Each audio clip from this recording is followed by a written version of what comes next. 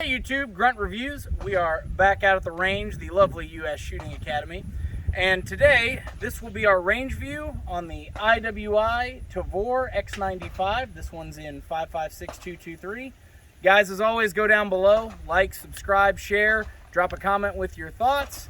And as always, I do appreciate your support. I got my Buy Me a Coffee link in the description. Can't talk today. And let's get into it.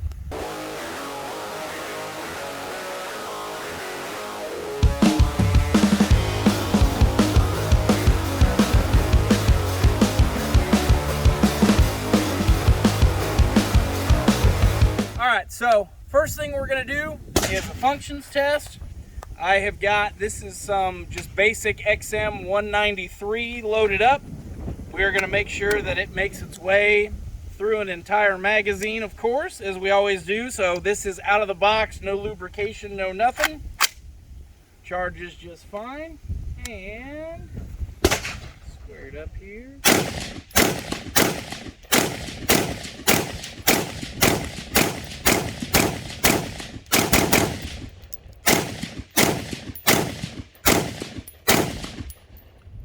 Alright, locks open like it should.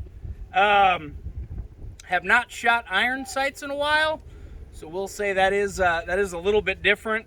Something I will point out is these things are kind of tall. Just be aware of it. If you're running a red dot, maybe a little harder to co-witness. Might have to go to a high mount on that, just for your awareness. But I do like the fact that the irons are built into the gun, and that's part of the reason I'm using them. So the next test I've got, and you'll see it as it comes out, this is about 25 rounds. I've got some tool ammo, steel case. I've got some Hornady steel match. I've got some 855 on top and some 193 mixed in. I wanted to do a bit of a, there we go. Wanted to do a bit of a mixed bag, a gauntlet, if you will, like I do with the shotguns. Just because with ammo, now it's a little bit more plentiful, but with it coming back into stock, I want to make sure it'll run everything, if you will. Brass, steel, cheap, expensive. And okay, sorry the camera died. It is a little warm here today. So, like I said, we want to run the gauntlet, make sure that it'll run a little bit of everything. So I've got the mixed mag of death, if you will, all in there, and let's see what happens.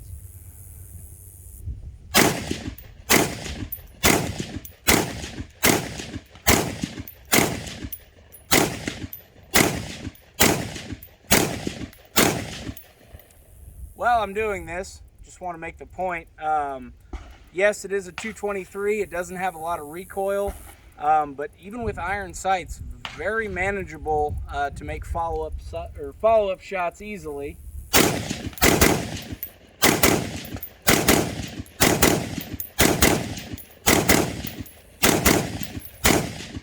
And she locks open. And he can pan down here. You can see we've got some steel, we've got some brass. Some of this is previous stuff. One, it does throw brass a good distance. Be aware for the folks next to you at the range. For you lefty shooters, it does have a brass catcher, but it still may not be fun. And of course, you can convert this thing over to left-handed. Does require both. It's a little bit more of a pain than something like an MDRX or something that downward ejects. But initial impressions, honestly, really like the way this thing shoots.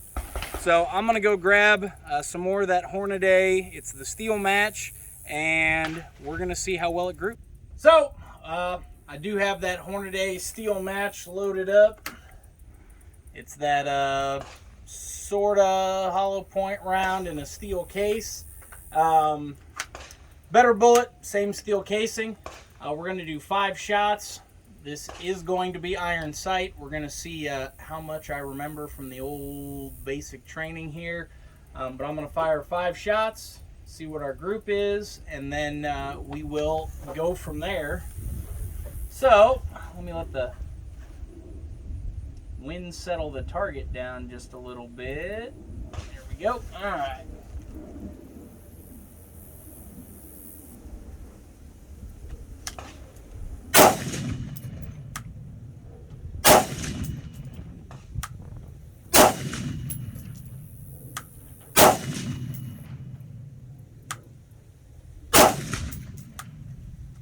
All right, that's 5. Let's run down and check it out. All right, so I did not zero the irons, literally just flipped them up. So we've got 3 relatively close. That's, I'd say all these are within about an inch. We're about 2 inches there. And then that one's most likely me. That's a flyer. Total group is probably about 4 inches. The smaller group, we're probably looking about 2.5 inches, give or take. Yeah, about 1 thumb, so about 2 inches, plus a flyer.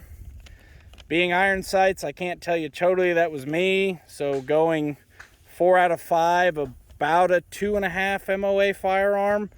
Let's do some final thoughts. So, final thoughts. 1, I need to spend more time with some iron sights. Something I will point out on these irons, because this is such a compact platform, you don't have a ton of sight radius between the front and the rear. So that does make the front seem a little bit bigger. It becomes a much larger post to hit, if you will, versus moving it further out. Obviously, if this was something I was using on an everyday type platform, I would put a red dot setup on it. But it's fun to do stuff with irons. Figured out we'd try it. Recoil, very, very manageable in a small platform. Very easy to take those follow-up shots.